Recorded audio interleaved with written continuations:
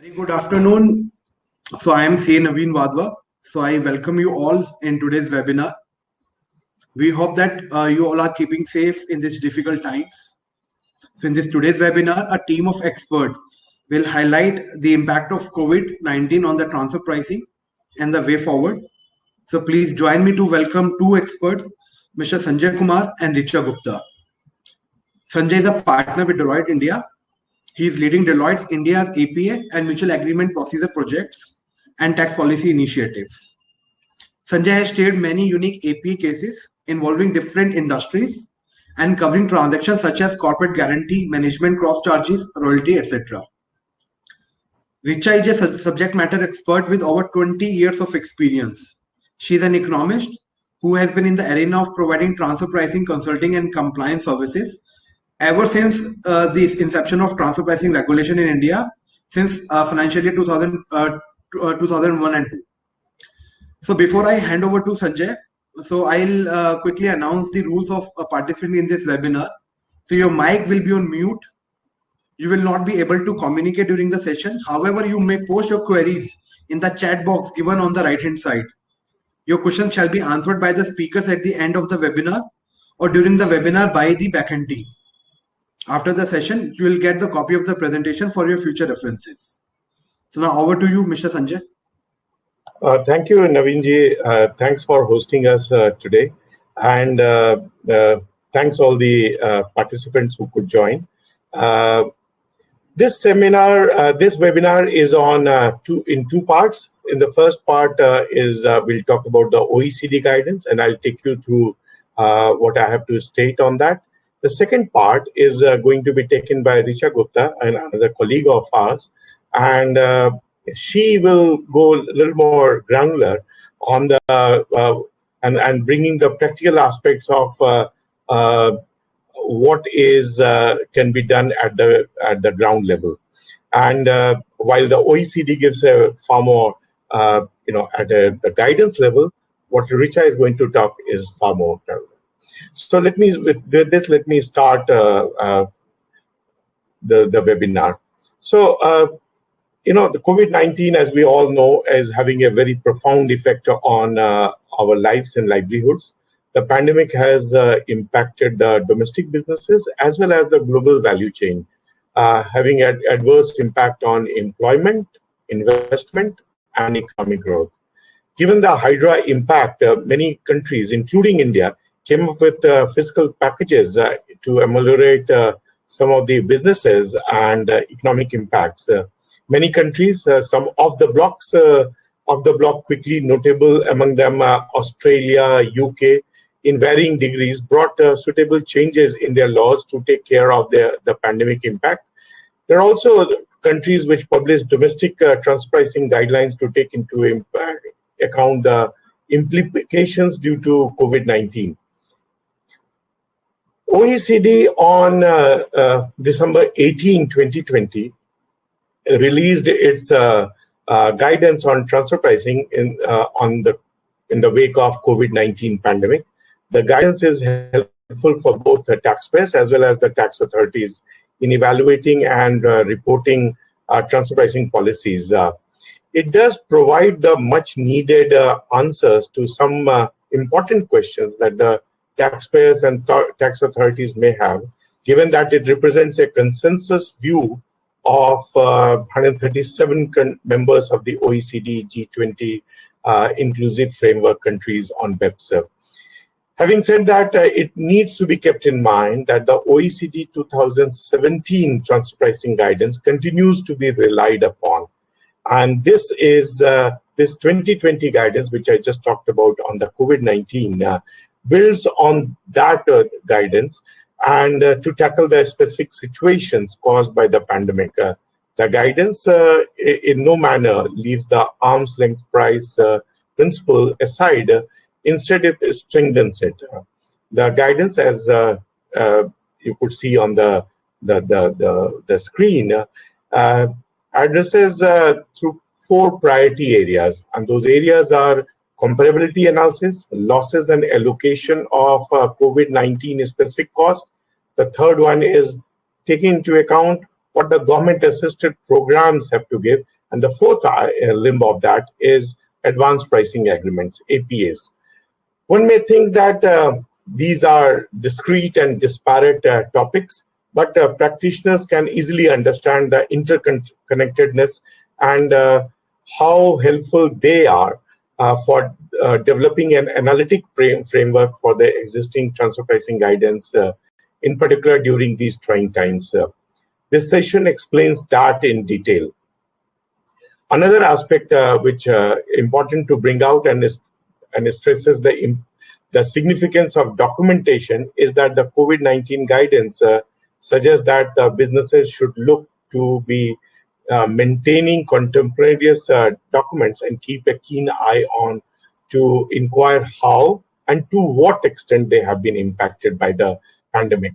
On the allocation of risk among the controlled parties, the guidance suggests a review with, of course, accurate delineation of the controlled transaction.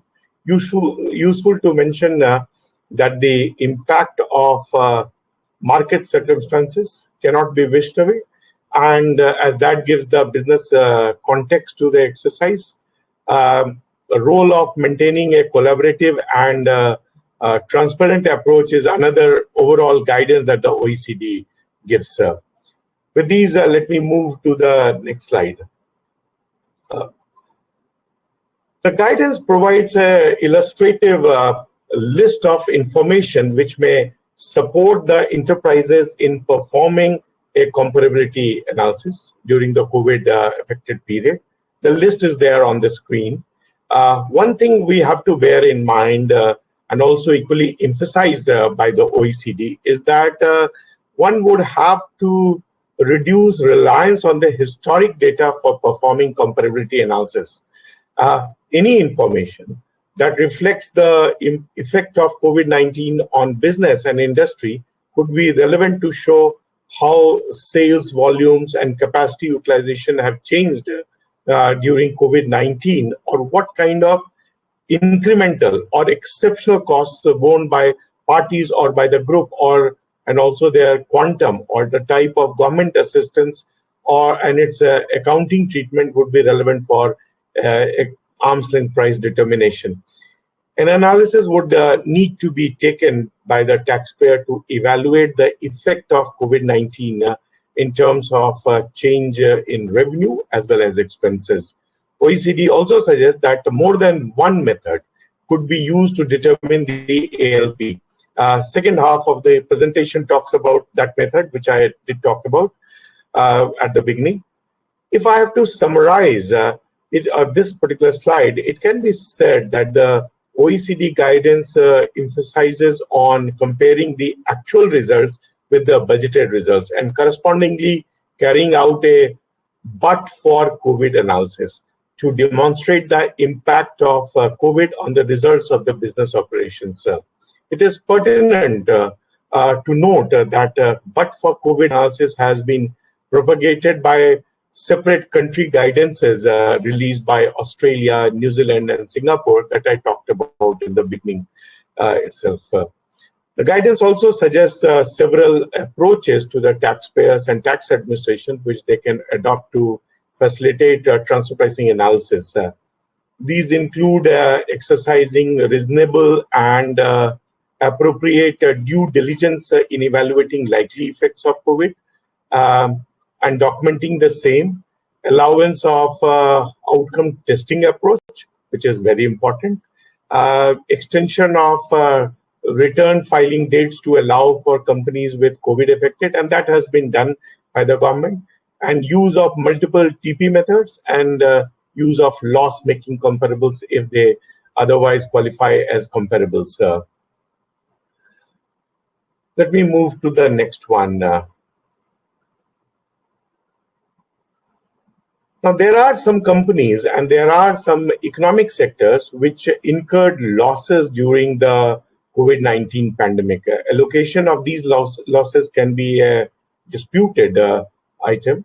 COVID-19 guidance deals with a very interesting question. Can entities operating under limited risk arrangements incur losses? And this is a very important question for the Indian businesses also.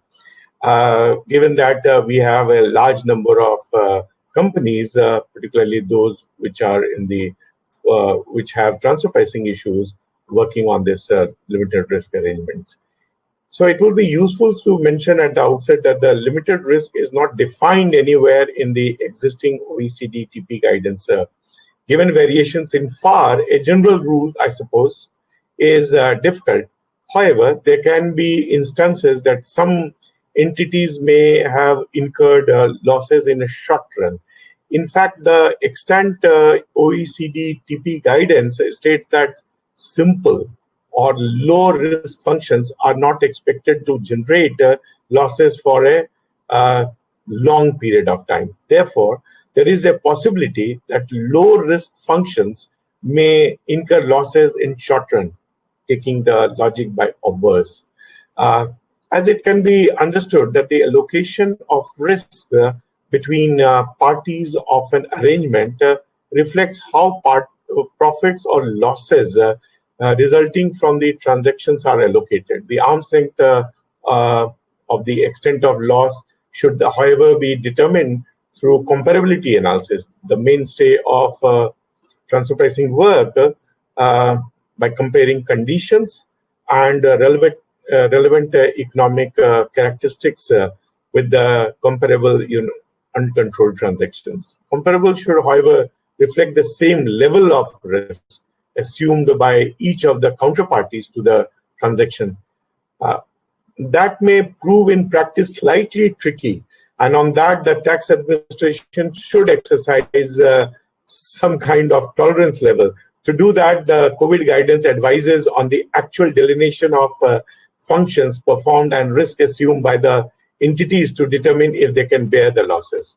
Let me take this to the next part, where we are talking about the specific cost on the losses. The guidance does bring about that the tax authorities should consider the commercial rationale in risk assumed before and after the outbreak of COVID. Further, all facts should be properly analyzed to allocate any risk. It is actually important to document all the relevant evidences to support the basis of allocation, and that I think is very important. In some of the interactions with the government, I have found that this is really supreme.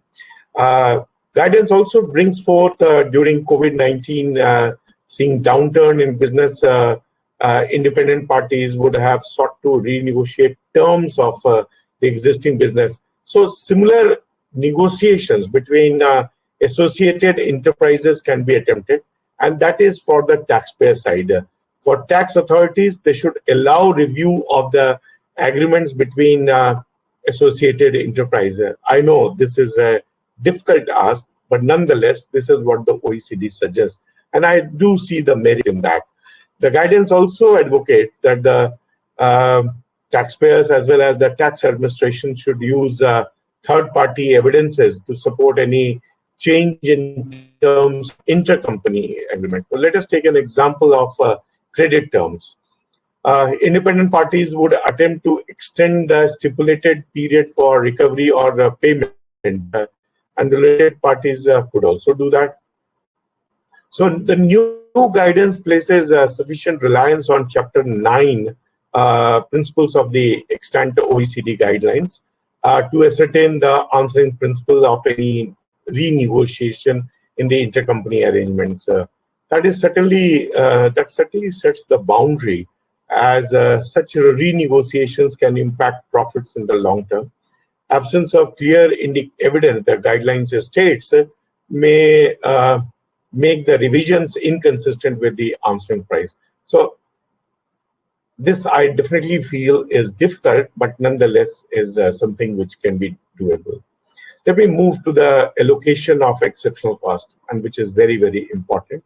So many companies have incurred exceptional costs for keeping their businesses going. The cost could be for implementing work from home situations, regular sanitization of office premises, expenditure on PPE, and many others. No doubt there were some cost savings too, such as on maintenance cost, transportation, and meal costs. Rental cost savings may not have happened automatically, but it could be there in some situations. So COVID guidance, consistent with its tone, recommends that the allocation of such costs should be commensurate with the risk assumption. If a cost relates directly to a particular risk, then the party assuming that risk would typically bear the cost. In certain cases, the party initially incurring the cost may not be the party assuming the risk associated to that particular cost at arm's length, and consequently, such a cost may need to be passed on to the parties that do assume such risk. Further, costs related to long-term or undertaken permanent change in business should not be treated as exceptional. On the other hand, the expenses incurred to reduce or eliminate the cost that was incurred prior to COVID should be treated as operating. I can give you an example. A manufacturing in a competitive market with undifferentiated products may not be able to pass on an exceptional cost to its customer.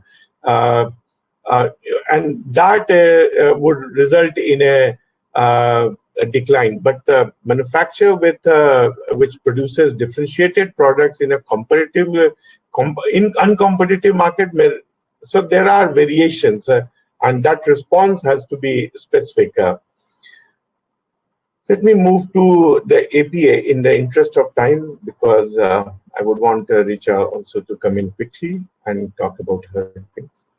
APA is a dispute prevention mechanism and provides certainty to taxpayers and tax authorities. The guidance suggests, and quite rightly I would say, that the two parties should take a constructive and collaborative approach towards finalizing APAs.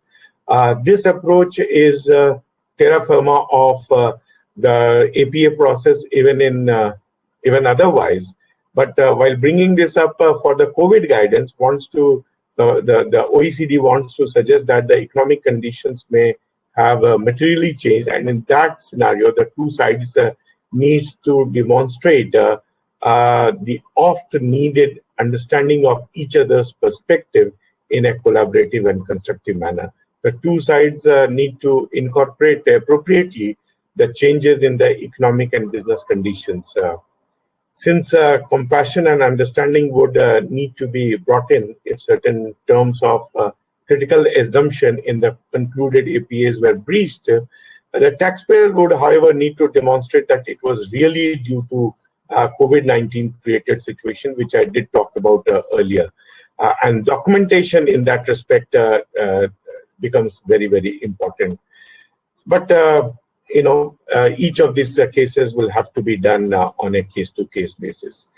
With this, let me request Richa to start her conversation and talk about what can be done at the ground level, and can also present an alternative method which can allow the taxpayers as well as tax administrations to have a new view.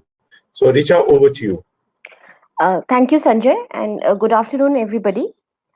So we will now discuss, having understood overall what OECD has provided as guidance on how to deal with the COVID impact from a transfer pricing perspective.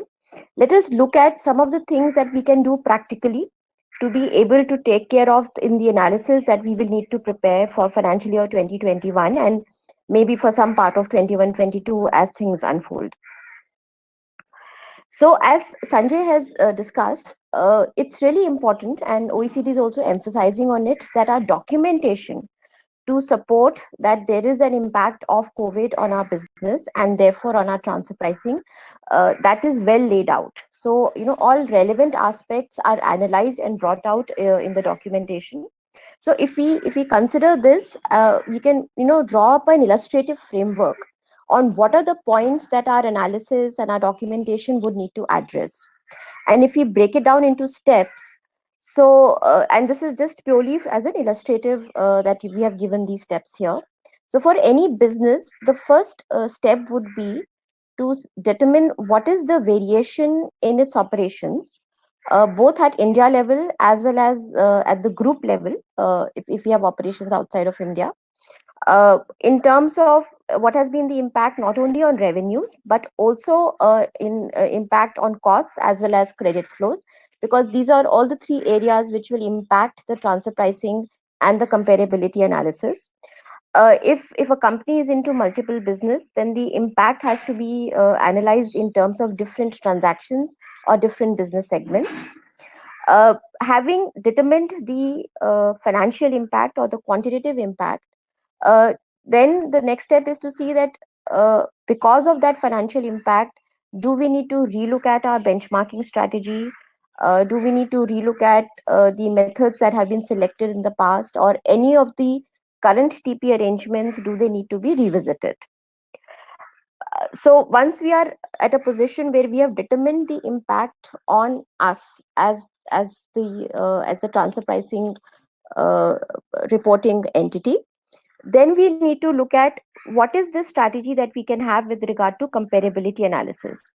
Because the fundamental question here is that I can make a detailed analysis on my business, but I would not have that information as a taxpayer for my comparable companies, because that information which is pertaining to financial year 2021 will not be available in the public domain by the time we are required to close our transfer pricing positions or our transfer pricing documentation.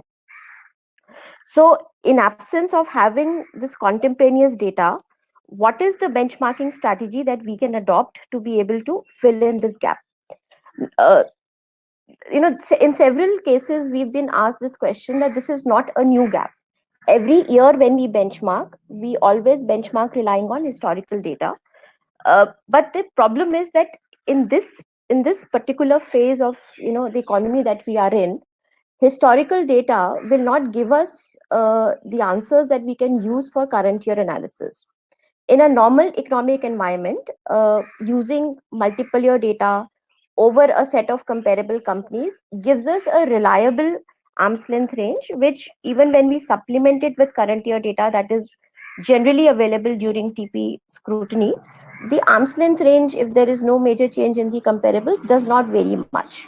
So in a normal economic scenario, historical data can be, if appropriate comparables are selected, can be relied upon even for current year analysis.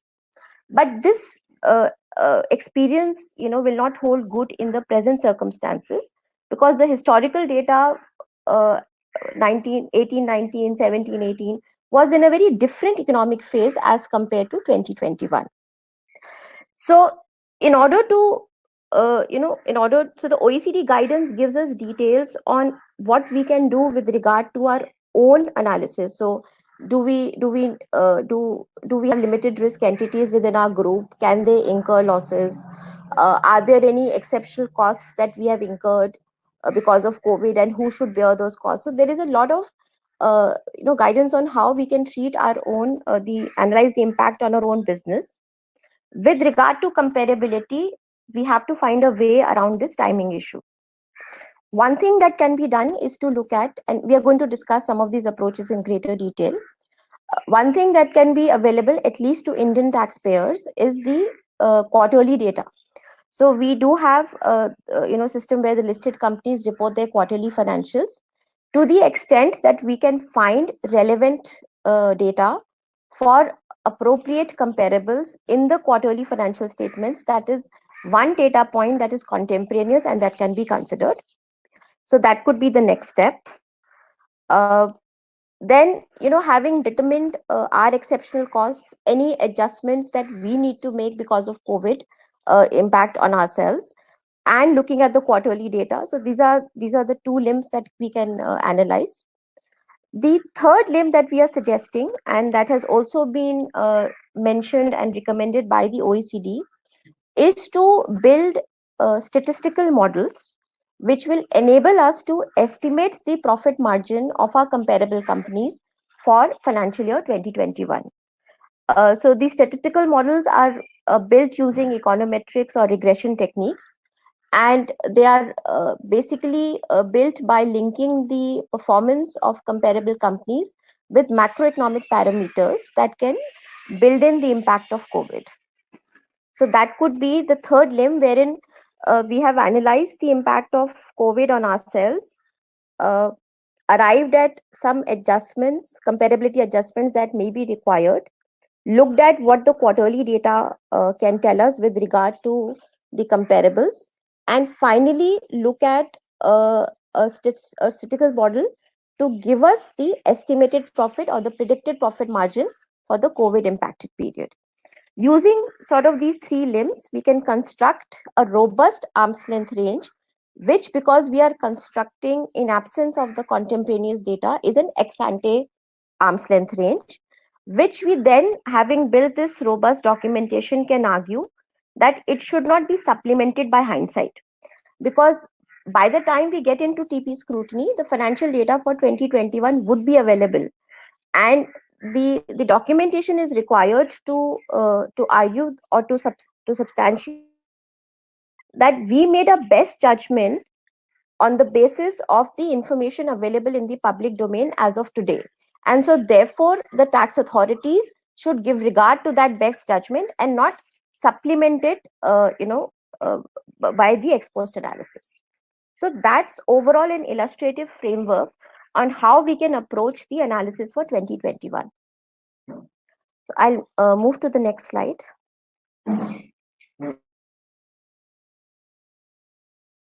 We will talk about the statistical models that we discussed.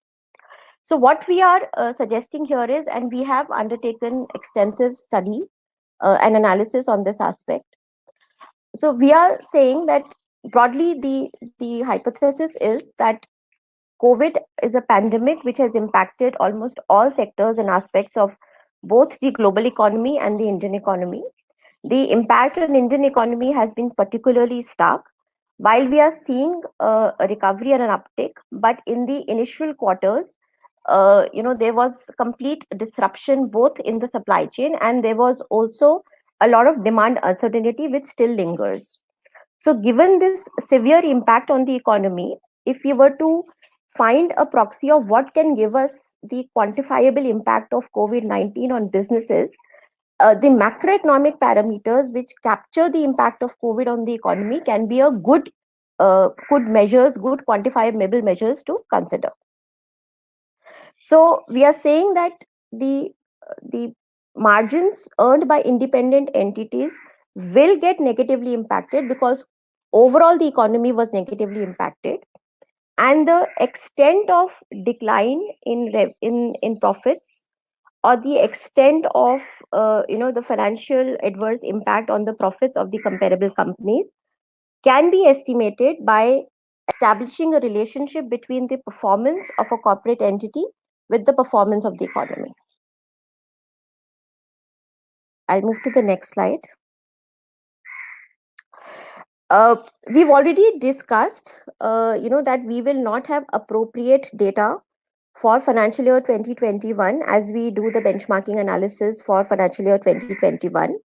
While we will have the option of quarterly financial results, but generally in our experience, the listed companies themselves might have related party transactions, so therefore we may not be able to take them as comparable companies. Also, not all businesses and transactions that are subject to transfer pricing, we will get relevant comparables or sufficient number of comparables in the quarterly financial database.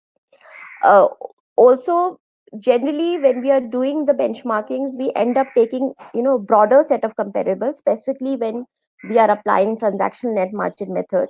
Now in that approach, what happens is that the broader set of comparables, the impact of COVID may be different on them vis-a-vis the impact of COVID on our business.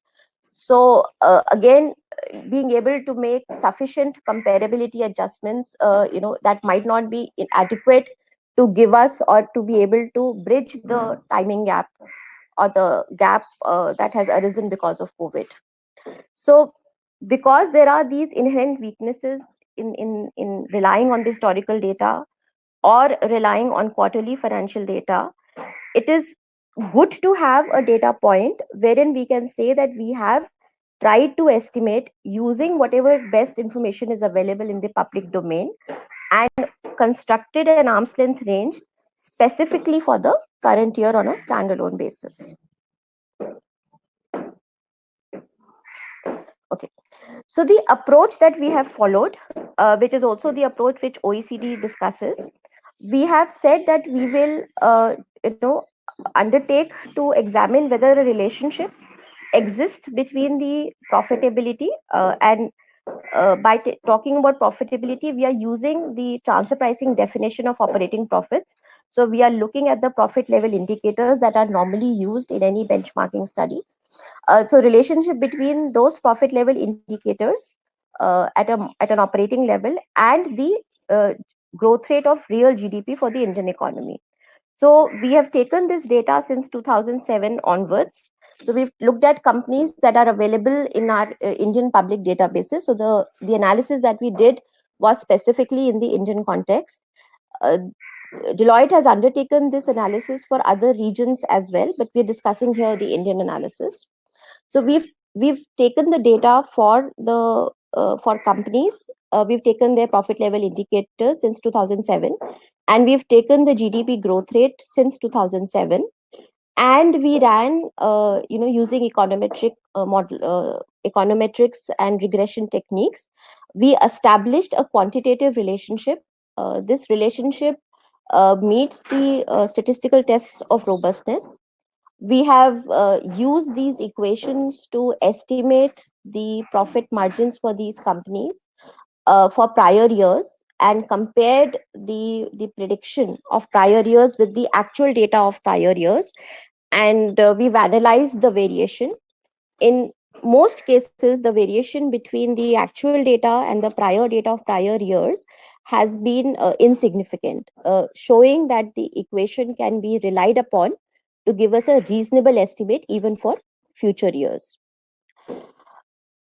So this is the study that we have undertaken and developed equations that can help us estimate the profit margins for any future period, 2021, 21, 22, by linking them with the expected GDP growth rate for any financial period. So moving on to the next slide. Why would we need this analysis now is that, like the OECD, like Sanjay mentioned, OECD is saying that while the impact there is an impact of COVID on businesses and therefore on transfer pricing, the arm's length standard remains unchanged. So the analysis that taxpayers do or tax authorities do will have to be within the four corners of arm's length analysis. So therefore, a robust benchmarking exercise still has to be undertaken. And to be able to there are several places where we need to rely as taxpayers on this benchmarking analysis when we are looking to close our financial statements, and we need to ensure that our transactions are reflected in a manner that they meet the arm's length standard as required under the Indian regulations. Typically we need to be able to assess it by using a benchmarking analysis. Similarly, we do know that we will be going, we would be doing our filings this year, which would then be subsequently picked up in TP scrutiny. At that point of time, also, we will be required to justify in our documentation and subsequently in the TP scrutiny. So again, we would need a robust benchmarking analysis. Since this is this is an ex-ante analysis, this can definitely be applied for any APA related discussions. So if we have if we have a set of comparable companies that we have been using in our transfer pricing documentation, or it has been accepted in prior TP litigation as well, we can continue to use the same benchmarking approach. We don't need to change our benchmarking approach, and just for those comparable companies, we can provide an arm's length range for the current year, for financial year 2021, by looking at what is the forecasted GDP growth rate for financial year 2021 for India. So that's intuitively also easy to explain that COVID-19 has impacted the economy, and using that we are estimating what would be the impact on the arm's length profitability.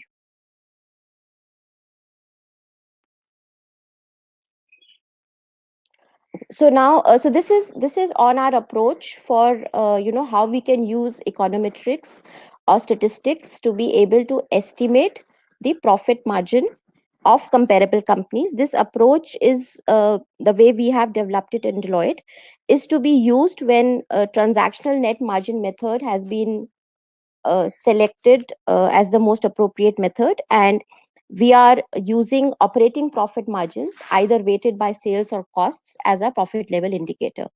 This analysis that we have undertaken it for all class of comparable companies. So we've taken it for manufacturing, for distribution, for services, and within services we've also undertaken it for software development and back office services. So it encompasses all class of businesses. This analysis would not be applicable for specific transactions like guarantees or loans, where a specific comparable uncontrolled price or other method type of approaches are applied. And this would also not be applicable if we have used either cost plus method or resale price method in our analysis. So moving on to the second limb, which is on quarterly data. So we in India have this advantage that listed companies are required to provide quarterly financial results. And it so happened that the lockdown in India started on March 24th of last year. So the impact of COVID, in the sense of the impact of a lockdown and supply chain disruption, can be seen from end of March or beginning of April onwards, and which also coincides with the first quarter of financial year 2021. So if we were to look at the trend on how the quarterly revenues and quarterly profits and costs are moving, we can discern the impact of COVID on various sectors and industries, especially if we look at how the revenues are impacted. Because the impact on revenues will mirror the impact of COVID on a business. The costs is a response that each business has to that impact. So the cost, on how the costs move, will depend on each individual company, and they might not be able to give a trend or give an estimate of of comparability, but the impact on revenue will definitely show the impact of COVID on overall sector or that particular industry segment.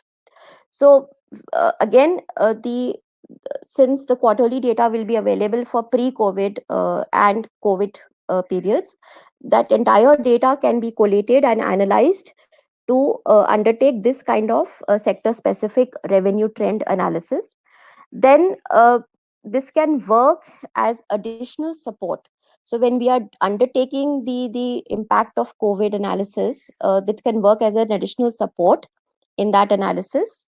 uh, we can also use it to construct certain comparability adjustments as may be required for our historical comparables. And again, this data can be used both for the purpose of transfer pricing documentation or for any discussions or for any of the ongoing APAs.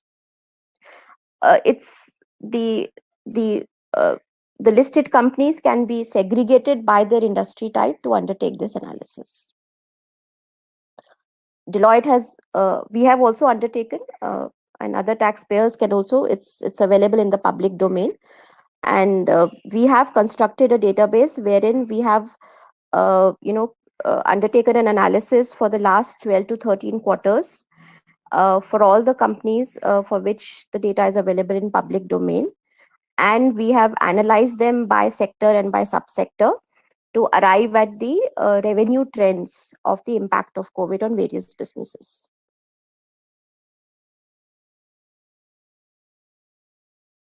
Moving on to the next section.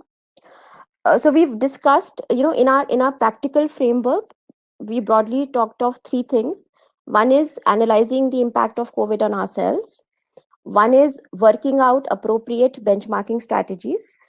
Within the benchmarking strategies, we said we could look at quarterly data, but that would not give us sufficient information because the listed companies would not encompass the entire breadth of businesses or transactions.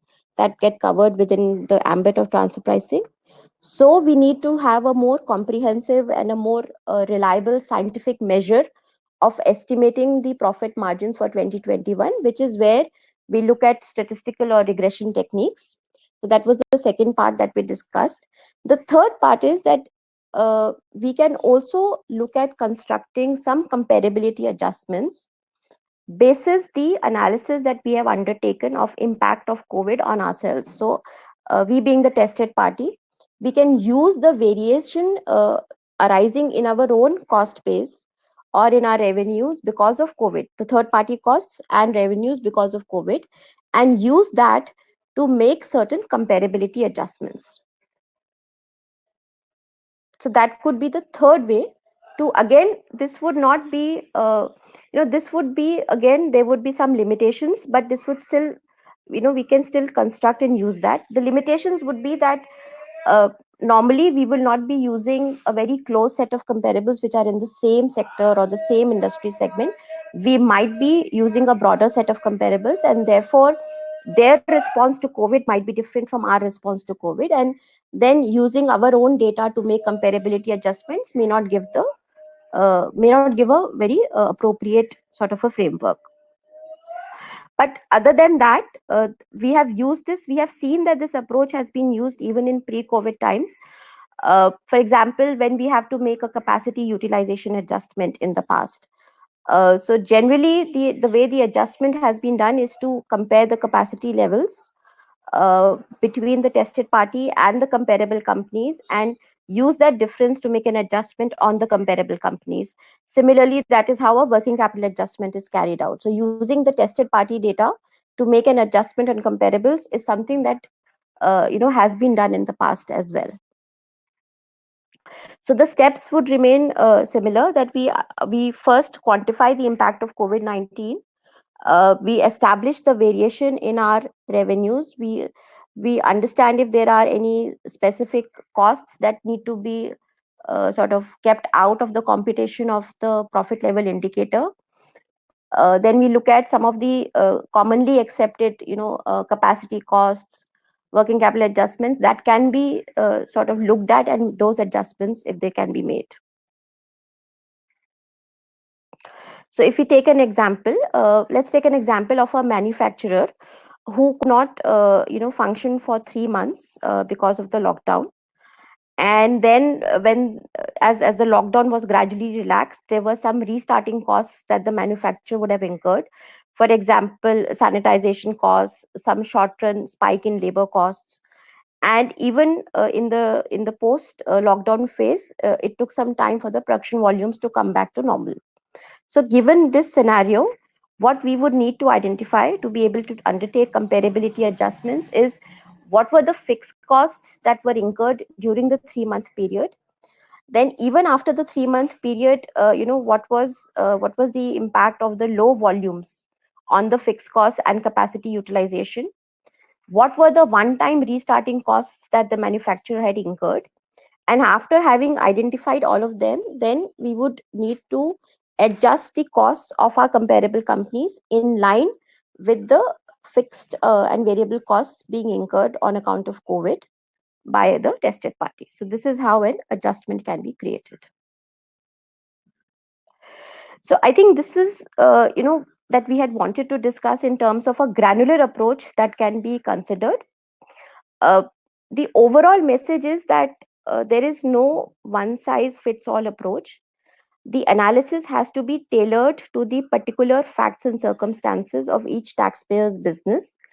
But it would be expected that the taxpayer lays out its own analysis in as much detail as possible to be discussed during the stages of TP scrutiny or APA, whichever phase we are in. But the onus is on the taxpayer to prepare its robust analysis, and then the overall guidance by OECD also is that if the taxpayers have undertaken a reasonable attempt to look at the publicly available information and prepare a robust analysis, then the tax authorities should give regard to that analysis to minimize any future disputes. So even as per the OECD guidance, the first onus is on the taxpayer to prepare this specific COVID analysis for themselves including undertaking the best possible strategy for arriving, at managing the timing gap in the comparability analysis. So the arm's length standard still has to be worked out by the taxpayer. So, so thank you all. I think this is what Sanjay and I had wanted to discuss. And back to you, Naveen. Yeah, thanks, Richa. So we don't get much queries. So all the participants, they can expect an email after this webinar, wherein you'll get the link to download this PPT. So that's all. So we'll be coming out with 2 more webinars in next 1 week. One is on the schedule 3, and another one is on the charitable trust. So the recent announcement made by the by way of amendment rule. So we are coming out with 2 webinars. So you can register for these webinars from the links we would be posting on Dexmen.com and the social networking sites. So thanks all from our side. So we'll connect again in future. Thank you.